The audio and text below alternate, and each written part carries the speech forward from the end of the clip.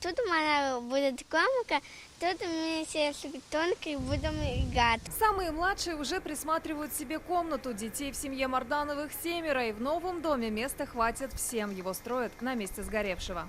Сгоревший дом разобрали всего неделю назад. Помогали как рабочие, так и односельчане. Сейчас от него остались только доски и шифер. А на месте старого фундамента уже красуется новый. Когда он подсохнет, начнут строить основания для стен. А семья Мардановых тем временем с нетерпением ждет заселения в свой новый дом. Благодарим Бога, что у нас никого дома не было. Потому что когда я 2 дня работаю, муж на работе, у нас дети остаются одни. В тот злополучный вечер всей семьей собирались к родственникам в баню. Только дошли до остановки, и тут звонок от соседей, вспоминает Галюса Марданова. Успели вынести только документы, а мы показывали историю семьи из больших ключей, которая осталась на попелище. После выхода нашего репортажа в эфир у детей и их родителей появилась надежда. Нам помогает наш исполком. Ильяс помогает, Сергей Павлович, односельчане тоже помогают. Кто-то одежду давал, все деньгами почти помогли. Электричеством тоже помогают соседи.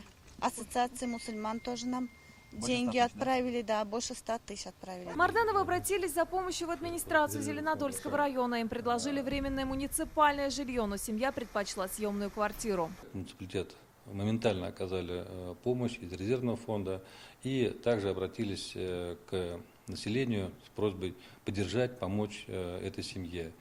И помощь была оказана, оказалось очень много людей неравнодушных и организаций. Параллельно завезли материал, дом будет каркасный, и основной это материал, пиломатериалы. Мы их сейчас на сегодняшний день обрабатываем, вырабатываем от огня биозащита. Новый дом для семьи вместе со своей командой решил построить предприниматель Ильяс Гемадов. Он собственник строительной компании. Говорит, за 2-3 недели успеет завести дом под крышу, чтобы заняться внутренней отделкой. Многие факторы влияют, так и погода, так и финансовая составляющая. Мы привлекаем своих партнеров, своих друзей, и кто-то покупает какие-то материалы, кто-то чем-то. Вот таким образом, это уже у нас не первый опыт. Не я один делаю, а делаем это все вместе, объединившись вместе, Брега Булдравас. И дети, и родители благодарны каждому, кто в трудные времена для семьи оказал поддержку. Надеются, что новоселье отпразднуют к Новому году и обязательно пригласят всех, кто помогал строить дом. Спасибо большое всем, что вы нам помогаете. Нафиса Минязова, Владимир Гурьянов, ТНВ,